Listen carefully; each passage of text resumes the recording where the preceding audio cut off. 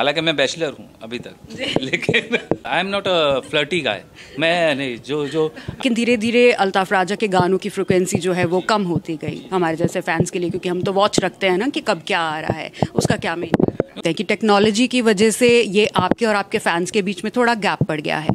90s का दौर music के लिए गोल्डन दौर के नाम पे जाना जाता है। 90s के दौर में जितने भी गाने आए वो सब एवरग्रीन थे, लेकिन एक गाना ऐसा था जो सालों तक, मतलब कोई भी जनरेशन का बंदा हो, चाहे बच्चा हो चाहे बुजुर्ग हो, उसकी ज़बान पे हमेशा रहता है। और आज भी देखा जाए तो वो गाना देश के कोने कोने में कहीं ना कहीं सुनने को मिल जाता है। गाना था तुम तो ठहरे परदेसी, जिसने कई सारे रिकॉर्ड्स तोड़ दिए, और उसको गाने वाले सिंगर थे अल्ताफ राजा जी, जो खुद में एक लेजेंड हैं। And I am very glad कि आज मेरे साथ हैं इसी गाने के सिंगर अल्ताफ राजा जी। उनसे बातचीत करते हैं। सर, सबसे पहले आपका बहुत बहुत स्वागत है। हाँ, सत श्री अकाल जी, नमस्कार, आदाब। नाचीज़ को अल्ताफ राजा कहते हैं, और बहुत बहुत शुक्रिया मैडम जी। सर, तो गाने की बात करें, जहाँ आपका नाम आता है सबसे पहले तुम तो ठहरे परदेसी, राइट? गाने ने बहुत सारे रिकॉर्ड्स बनाए। हैड यू एवर थॉट कि ऑलमोस्ट लाइक 25 साल हो गए इस गाने को, अब इस गाने का रीमिक्स भी आया है। उस टाइम पे जो सक्सेस इस सॉन्ग को मिला था, आपने कभी सोचा था कि ये गाना इतना बड़ा लेजेंडरी सॉन्ग होने वाला है, चार्ट बस्टर होने वाला है, मतलब रिकॉर्ड्स ब्रेक करने वाला है, और इतने साल बाद इसका रीमिक्स आएगा? देखिए, हर सिंगर और जो क्रिएटिव जो रहता है, क्रिएटर रहता है, वो यही सोचता है कि भाई उसके काम को सराहा जाए और याद रखा जाए। तो मैंने भी यही सोच के काम किया था कि इसे लोग याद रखेंगे, और इस पर इतनी मेहनत की थी, इतना तो मुझे यकीन था कि लोग याद ज़रूर रखेंगे। लेकिन अब तक ये याद कर रहे हैं तो ये लोगों का शुक्रिया है, मेरी माँ की दुआ है जी। अच्छा, मुझे एक बात बताइए, अभी जब इतने साल बाद भी आप कहीं अगर ट्रैवल करने जाते हैं तो आपको कहीं कोने खोपचे में ये गाना सुनने को मिलता है? बिकॉज पर्सनल एक्सपीरियंस बताती हूँ, मैं बहुत ज़्यादा ट्रैवल करती हूँ। जी, मैं वही बता रही हूँ कि मैं ट्रैवल बहुत ज़्यादा करती हूँ, इसलिए हम लोग, जैसे मुझे याद है, हम लोग जा रहे थे राजस्थान में, मैं और मेरी फ्रेंड थी, तो ढाबे पे वो बस रुकी, बहुत लंबा रूट था, और ढाबे पे हम लोग चाय पी रहे थे और अल्ताफ राजा का गाना बज रहा था, तुम तो ठहरे परदेसी। आपके साथ भी ऐसा एक्सपीरियंस होता है कभी कि आपका गाना इतना टाइम बाद भी बजता है? देखिए, मैं तो अब अपने मुंह से I doesn't blow my trumpet my by own, मैं अपना भूप अपने मुंह से बजाता नहीं हूँ कभी। लेकिन इतना है कि जहाँ जहाँ भी जाता हूँ तो लोगों का प्यार मिलता है। और एक बार मैं छिंदवाड़ा से भोपाल जा रहा था, और रास्ते में थोड़ा सोचा कि अपना फ्रेश हो जाऊँ, तो कहीं बस यूँ ही खेत खलियान में चला गया। दूर एक हट था, छोटी सी झोपड़ी, उसमें बज रहा था तुम तो ठहरे परदेसी। तो ये बस ऊपर वाले का करम है, और जैसा मैंने आपसे कहा कि मेरी माँ की दुआ है जी। ये तो हमने भी पर्सनली देखा है कि आपके गाने थ्रू आउट पैन इंडिया कहीं ना कहीं सुनने को मिल ही जाते हैं अगर आप एक बार बाहर निकलें। अच्छा, आपकी अगर म्यूज़िक की हम बात करें तो बी इट जा बेवफा, बी इट दिस सॉन्ग तुम तो ठहरे परदेसी, और भी पहले तो कभी कभी कम था, तो सैड सॉन्ग्स जैसे ज़्यादा हैं आपके, तो क्या ये आपकी पर्सनल चॉइस होती थी कि एक गाना सैड सॉन्ग हिट हो गया तो अभी इसी को कंटिन्यू करते हैं, या फिर प्रोड्यूसर्स की होती थी? नहीं, देखिए, दरअसल होता क्या है कि अब मैंने गाया इश्क और प्यार का मज़ा लीजिए, तो अब ये सैड सॉन्ग तो आप कहेगी नहीं।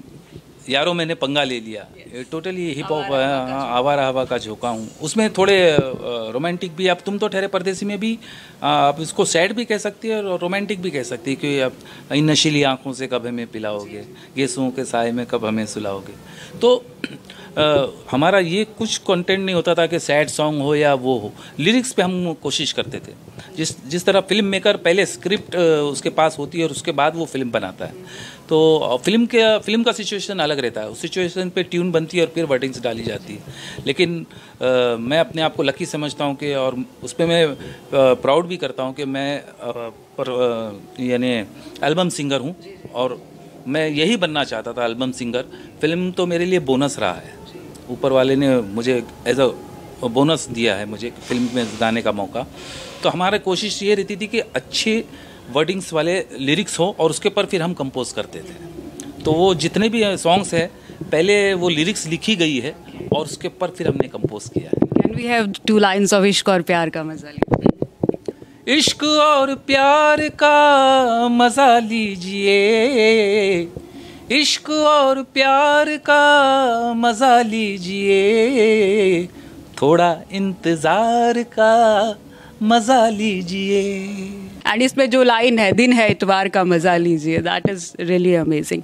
So talking about qawwali, so what would be your first choice कि कवाली का अभी जो है क्या आपको लगता है कि जो उस दौर में जैसे कवालियाँ चला करती थी, महफिलें लगा करती थी, क्या अब भी वैसा ही है या देयर इज अ चेंज? नहीं, देखिए आप इंटीरियर में जाएंगे तो आज भी उधर उर्स होते हैं, महफिलें होती है, इतना हाईलाइट नहीं होती है कव्वाली. लेकिन फिल्म के अंदर आप मेरे से पूछेंगे तो कव्वाली कव्वाली छाई हुई आजकल. आँख उठी नज़र अब क्या उतने अंगड़ाई ली, हाँ दिल का सौदा हुआ चांदनी रात में, ये देखिए कव्वाली है. तुम्हें दिल लगी भूल जानी पड़ेगी, नुसरत फतेह साहब की कव्वाली राज कर रही है. और मेरे रश के कमर, जो ये भी कव्वाली राज कर रही है. तो आज मैं 20 सालों से देख रहा हूँ कि कव्वाली टाइप ही हिट, मेरे तेरे मस्त मस्त दो नैन, मेरे दिल का ले गए चैन, कव्वाली ज़्यादा हिट होती है. सर इसका क्या कारण रहा कि एकदम से आपकी बहुत सारी एल्बम्स आई, फिर हमने आपको टीवी पे मूवीज़ में देखा, सॉन्ग्स में, लेकिन धीरे धीरे अल्ताफ़ राजा के गानों की फ्रिक्वेंसी जो है वो कम होती गई हमारे जैसे फैंस के लिए, क्योंकि हम तो वॉच रखते हैं ना कि कब क्या आ रहा है. उसका क्या मेन? उसका मेन कारण फिज़िकल, जो अपना जो हमारे दौर में फिज़िकल जो चीज़ बिकती थी, कैसेट और सीडीज़, वो लोग अपनी चॉइस से ख़रीद के वो अपना सुनते थे म्यूज़िक. उसके बाद ऐसा है कि म्यूज़िक उन पे थोपा जाने लगा, रेडियो एफएम और उसके ज़रिए, और अपना फिर इंटरनेट आ गया मार्केटिंग के ज़रिए. तो फिर वो, हालांकि मुझे सुनने वाले आज भी मुझे ही सुनते हैं, लेकिन वो दौर पूरा चेंज हो गया ऑडियो का और अपना सीडीज़ का, और ये नए अपना इंटरनेट का आया. फिर आजकल इतने ऐप्स है, इतने चैनल्स है कि कोई भी आप ये नहीं कहेंगे कि ये सिंगर का पर्टिकुलर इतनी पॉपुलैरिटी है या कुछ पैमाना. आज कोई पैमाना नहीं है कि कौन सा गाना कितना हिट है. तो वो टोटल वो प्लेटफॉर्म ही अलग हो गया है पूरा. आप इस चीज़ को कैसे देखते हैं कि टेक्नोलॉजी की वजह से ये आपके और आपके फैंस के बीच में थोड़ा गैप पड़ गया है? नहीं, मैं तो अपने आप को लकी समझता हूँ कि मैं उस वक्त पे मैं आया कि लोगों के जहन में मेरी चीज़ बैठ गई है. आज कितने आर्टिस्ट बेचारे जो आते हैं और वो आके चले जाते, फेड आउट हो जाते 2 साल 3 साल में. तो वो मुझे हर्ट करती है कि अच्छे अच्छे आर्टिस्ट, क्योंकि इतने रिप्लेसमेंट हो गए हैं, अपना चैनल कंपटीशन और इतना रिप्लेसमेंट हो गया कि एक आर्टिस्ट के लिए सर्वाइव करना बहुत आज के दौर में मुश्किल है. इजी भी है फेमस होना, और सर्वाइव करना बहुत मुश्किल है. लेकिन मैं लकी हूँ कि मैं उस दौर में आया कि आज भी लोग, और मेरा खुद का भी यूट्यूब चैनल है अल्ताफ़ राजा ऑफिशियल, तो उस पर मैं नया कुछ ना कुछ शायरी, मेरे नए सॉन्ग्स सब अपलोड करते रहता हूँ और फैंस तक पहुँचते रहता हूँ. अच्छा, मुझे कहीं पता चला था कि आपको लेटर्स बहुत आते थे आपकी फीमेल फैंस के. हाँ, तो वो तो देखिए, अगर कोई आर्टिस्ट मशहूर होगा तो उसको तो लेटर्स तो आएंगे ही. उस दौर में लेटर्स का ही तो वो दौर था. वो लेटर्स का दौर था. उसमें ये एसएमएस अगर होता है, आज भी आते, मुझे एसएमएस भी आते हैं और वो टेक्स्ट मैसेज में अपना इस पे व्हाट्सएप पे भी आते हैं. पर आप रिप्लाई नहीं करते? नहीं, मैं I am not a flirty guy. मैं नहीं, जो सॉरी अगर आपको मैंने रिप्लाई नहीं किया होगा तो आप अपना पर्सनल एक्सपीरियंस कह रही है, तो मुझे पता नहीं था कि, लेकिन अभी आपको रिप्लाई ज़रूर करूँगा मैं. अच्छा सर, एक मुझे बात बताइए, आपके जो फीमेल फैंस हैं, बहुत आपके डिम्पल के ऊपर भी बहुत फैंस, फीमेल फैंस फिदा थी, तो ऐसा कोई वाकया? नहीं भैया, मैं जैसा मैंने आपसे कहा कि मैं फ्लर्टी गाय हूँ नहीं, हालांकि मैं बैचलर हूँ अभी तक, लेकिन मैं बैचलर हूँ, लेकिन अपना रोमांटिक पर्सन भी हूँ, लेकिन मैं किसी के साथ फ्लर्ट नहीं करता मैं. जी, तारीफ करना फ्लर्ट नहीं होता है सर, वैसे बात कर रहे हैं. हुस्न की तारीफ तो करना ही चाहिए, और हुस्न की जो तारीफ नहीं करे वो सबसे बड़ा बेवकूफ़ है. चलिए, हुस्न की तारीफ में कोई 2 लाइन्स आप सुना दीजिए. अब वो हुस्न की तारीफ में यही कहूँगा मैं कि तुझको देखेंगे सितारे तो ज़िया मांगेंगे, और प्यासे तेरी जुल्फ़ों से घटा मांगेंगे, अपने कांधे से दुपट्टा ना सरकने देना, वरना बूढ़े भी जवानी की दुआ मांगेंगे. ये जो ईमान से आता है ना लास्ट में, दिस इज लाइक, इसको सुनने के लिए हम लोग बैठे रहते थे भाई, ईमान से. एंड एक छोटा सा रैपिड फायर है मेरे पास, अगर आपको इतराज़ ना हो तो. ठीक है. So guys, this is time to know Altaf Raja little more keenly and better. तो sir, shall we start? Okay. आपका सबसे फेवरेट खाना? मेरा खाना, पसंदीदा खाना मेरा सूरती पुलाव. ओके. आपका पसंदीदा कलर ब्लू. ओके. आपका सबसे पसंदीदा गाना? मेरा गाना, अब वो सबसे पसंदीदा गाना, इसमें आपने मुझे कंफ्यूज कर दिया है कि मेरे इतने फेवरेट सिंगर्स है और इतने फेवरेट अपना गाने हैं कि मैं उसके अंदर मैं कंफ्यूज हूँ कि मैं कौन सा एकदम सबसे ज़्यादा सुनना पसंद करते हैं. दिल की गिरह खोल दो, चुप न बैठो कोई गीत गाओ। ओके, अच्छा, घर में आपको क्या कह के बुलाते? मुझे मेरी माँ राजा कह के बुलाती थी और कभी कभी अल्तू कह के बुलाती थी। और दोस्तों ने कोई ऐसा? दोस्तों ने तो अपना अल्ताफ भाई बस ये। और आपको किसी चीज़ से डर लगता है? मुझे खुदा से जी। गुस्सा किस बात पे आता है? मुझे गुस्सा नहीं आता, कभी भी नहीं आता? मुझे गुस्सा नहीं आता। I am a very positive person जी। ओके, तो कभी किसी चीज़ को किसी वजह से आप बहुत उदास रहे? मैं उदास में इस सिलसिले में नहीं रहता हूँ कि काम नहीं हो रहा है या कुछ हो रहा है। बस उदास ये होता हूँ कि आज मेरे साथ मेरी माँ नहीं, आज मेरे साथ मेरे फादर नहीं। ये तो उदासी वो ज़िंदगी भर रहेगी, वो कभी नहीं जाएगी। ओके, तो अगर अल्ताफ राजा सिंगर ना होते तो क्या? तो मैं कोई एक फ़कीर होता और किसी अपना दरगाह के बाहर बैठे हुए अपनी इबादत करते रहता जी। आजकल बहुत सारे बडिंग सिंगर्स हैं और जो उस दौर के नहीं हैं, जो शायद उस दौर का जो इंटरेस्ट कह लीजिए या एक्सपीरियंस मैं कहूँगी कि वो जो एक्सपीरियंस है वो नहीं कर पा रहे हैं, क्योंकि हमने देखा है 90s तो हमने जिया है, राइट?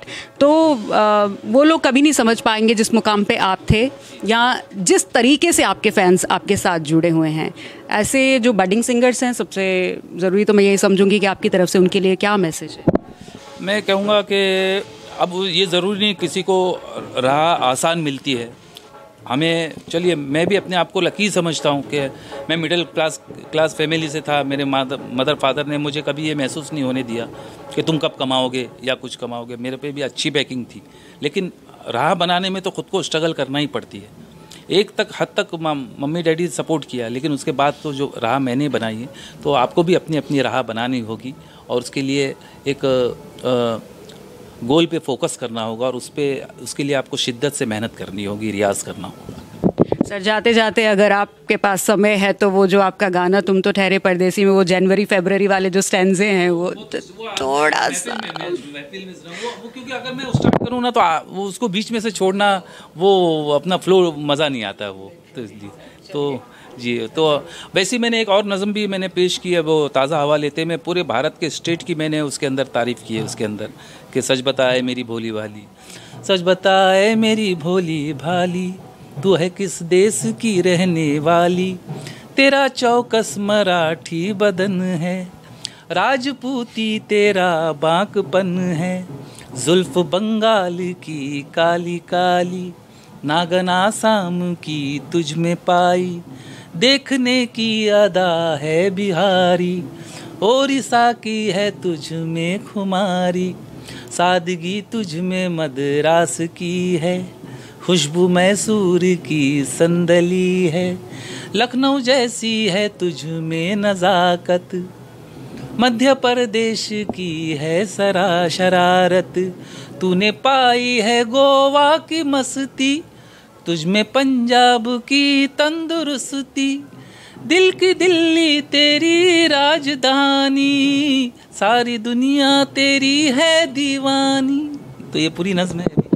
यही जो रस है वो आपको किसी और गाने में या किसी और सिंगर में नहीं मिलेगा। सब धुरंधर हैं, बड़े से बड़े सिंगर्स हैं हमारे यहाँ इंडिया में, लेकिन बात अगर इस रस की जाए तो वो सिर्फ अल्ताफ राजा के गाने ही दे सकते हैं। Sir, thank you so much for talking to us. Thanks for your good compliment और शुक्रिया मैं आप लोगों का भी कि आज तक आप लोगों का जो प्यार मिला है ये प्यार बरकरार रहे, यही दुआ करता हूँ और मेरी तरफ से भी कोशिश रहेगी कि आपको कुछ ना कुछ नया अल्ताफ राजा की तरफ से मिलता रहेगा। Thank you so much sir, thank you for giving a valuable time. Thank you. गुफ्तगू हो रही है फूलों से, शायरी तो फकत बहाना है, मैं कशी से बचे कहाँ तक हम, हर नजर एक शराब खाना है। Hello friends, I am Altaf Raja. Kindly subscribe info गर्दी।